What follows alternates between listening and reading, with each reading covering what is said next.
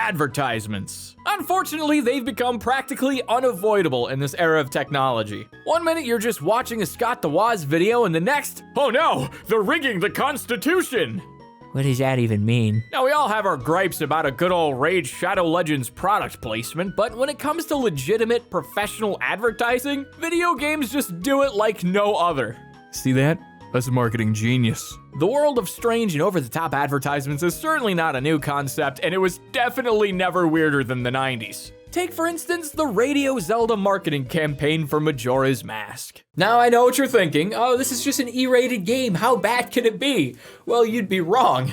You'd be so wrong. As a matter of fact, I would venture to say that you're so wrong, you're right. And by right, I mean I'm going right to therapy after watching this shit. So how exactly do you advertise a game as spooky and disturbing as Majora's Mask? Oh, well, that's easy. You simply make a commercial covering the last 72 hours before the moon explodes the Earth! The entire gist of this commercial is that the world's fate is in the hands of a kid we never really get to see. I get that it's meant to be open-ended to show that anyone who buys and plays the game could be that hero, but even then, I'm still rooting for this kid in the commercial. I've got a DiGiorno stuffed crust pizza in the oven and it can't end here. It just can't.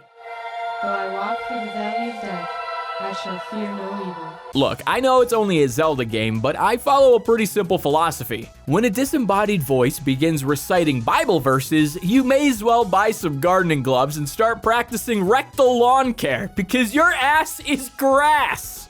This has been a broadcast of Radio Zelda. Good night, kid.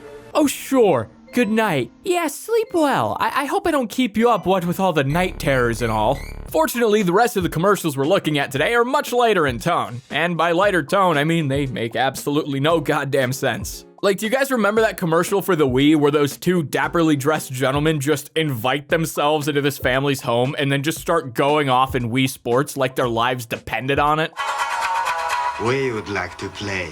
Well, we would like it if you stopped fucking coming here. I don't know, as weird as this was, I loved these commercials for some reason. There was also this commercial for Wii Sports that was literally just them ignoring any concept of safety and swinging wildly into their unsuspecting group of friends. Oh, for shit's sake, Tammy, I told you to take it easy. This is exactly how Old Man Smithers died.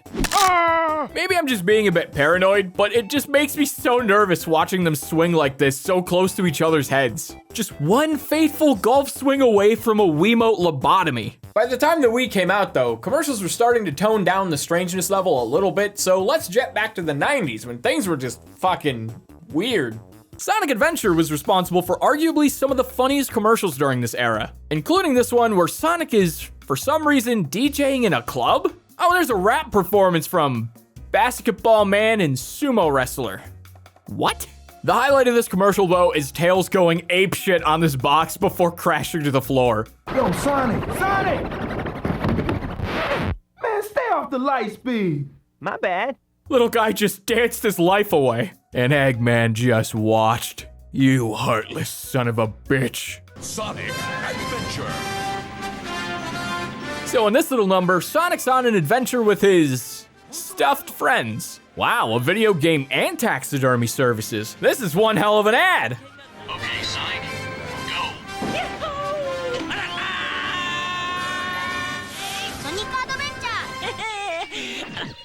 Did marketing have to get so extreme that we just saw Sonic fall headfirst into a spear tip and die? I guess so, because it's working. Take the whole fucking wallet. So apparently these Sonic Adventure commercials were literally just that. Sonic and friends going on an array of adventures. I just want to know why said adventures involved crashing into a waterfall and then getting eaten alive by alligators. I wish I was lying. That is literally the order of events that just transpired. Fortunately, on the Nintendo front, Kirby's a lot more soft and lovable, especially in Japan's advertising. For the most part, Kirby 64's advertising was actually super wholesome, and was really used to showcase the different abilities that Kirby would eventually access in the game. Wow, I feel so warm and fuzzy inside now.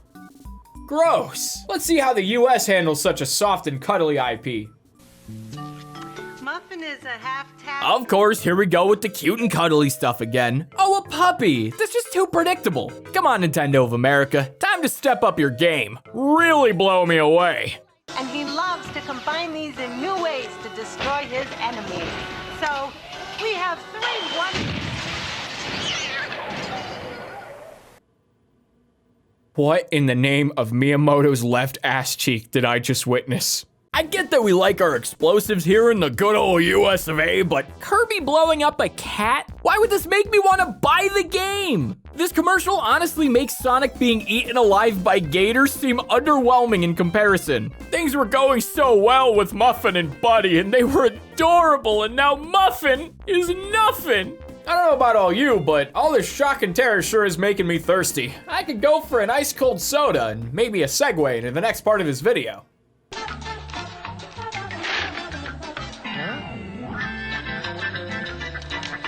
Oh, it's Link from Ocarina of Time. Drinking a, what is that, a Fanta? You know, I always pegged the Hero of Time to be more of a Pepsi guy personally. Maybe dabble in some Faygo on the weekends, but Fanta?